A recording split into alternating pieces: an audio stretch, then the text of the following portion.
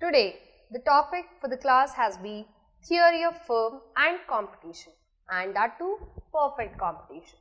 Before moving to the crux of the topic, do you understand what is a firm? What is perfect competition? No. Before understanding this two major concepts, we need to understand some other concepts like market. We all know that if there is production taking place, if there is consumption taking place, transactions also will take place, and that too with the help of market. But what do we understand by market? What do you think is market? Do you think we all move towards market? Yes, you move, I move. Being a consumer, anyone on this earth has to move to market or take market as a medium for purchases or for selling of goods, anything. But what is a market? Can you tell what do you understand by the term market? Whenever we think about market, the first idea comes to our mind, it is a place. Do you think it is a place? That's it. Or beyond that something? Yes. When we think about market, market is an arrangement where buyers and sellers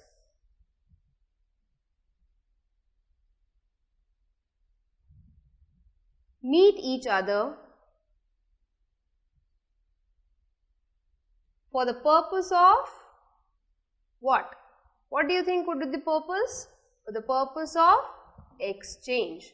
Without the purpose of exchange, do you think we would like to meet buyers and sellers? No.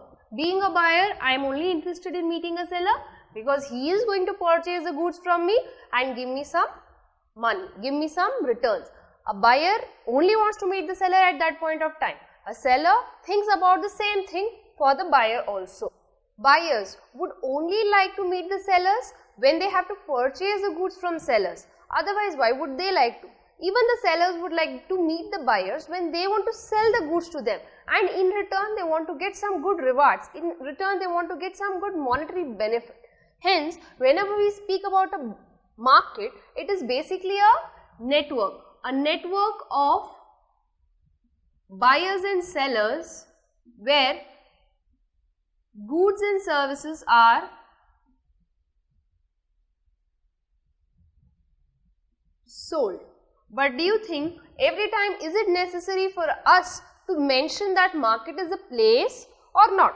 No, never. We cannot always say that market is a place, because market transactions can, or the exchange of goods and services can happen online, over the phone the dealings can happen. There are various ways in which we can exchange the goods and services. It's not a necessity that it has to be a place.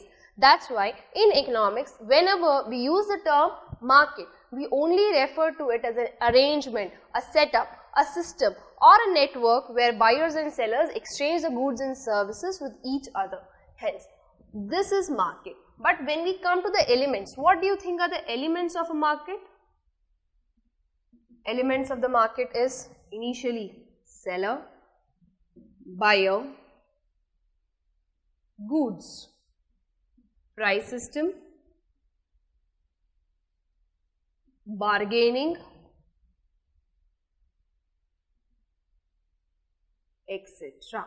So, these are some of the elements which have to be particularly present in a market to make a market complete, or it is the reason for which market is existing.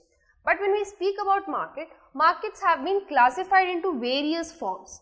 The classification of market has been done on various bases. Now, if we speak about the first basis, which is a very common one, if I speak on the basis of area, market has been classified into local markets, regional markets,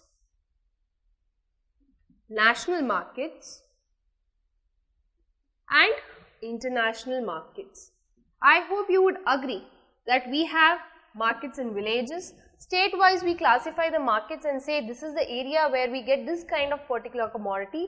National markets, on the basis of the country, we classify the markets. On the basis of particular region in the whole world, we classify the markets. So, on the basis of area, this is the kind of classification we have. The second basis of classification could be time. On the basis of time, markets have been classified into very short period markets, short period markets and long period markets. But what do we understand by short period, long period and very short period? When we speak about very short period, this is a kind of market where whatever is the good available, whatever is the stock available for sale, that's the only thing that can be offered to the buyer. But in case of short period, there can be increase in the supply of the product. There can be expansion in the amount of stock available for sale. And in long period, this can be completely elastic. So, on the basis of elasticity of supply, whether the supply is elastic, completely inelastic or relatively elastic, we classify this market. In case of very short period, the amount of available goods are completely inelastic. You cannot increase, you cannot decrease.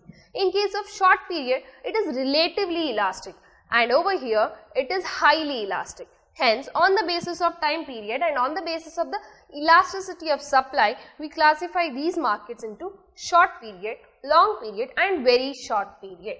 Then again, we classify the markets on the basis of volume of business. When I say about volume of business, over here we classify the markets into wholesale market and retail market.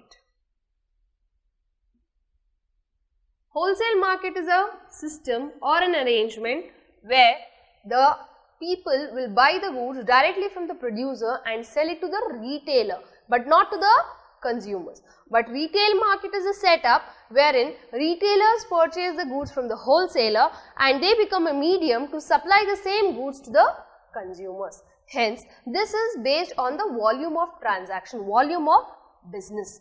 If we speak about another basis, that is transaction. When I speak about transaction, on the basis of transaction, we have classified the markets into spot market and forward market. In case of spot market, the payment is done on spot, whereas in case of forward market, the fixation about the amount of payment to be done is today, but paid is later on. Maybe we get the goods today, we pay it later. Today we fix the conditions on which the exchange will take place. Let it be price, let it be quantity. That will be fixed today. But the actual exchange will take place at the future period. Hence, on the basis of transaction, we classify into spot market and forward market. Next one, we classify on the basis of competition. On the basis of competition, the markets are broadly classified into perfect competition and imperfect competition. And this is all about the chapter what we are going to study. Now, let's have a detailed look about the classification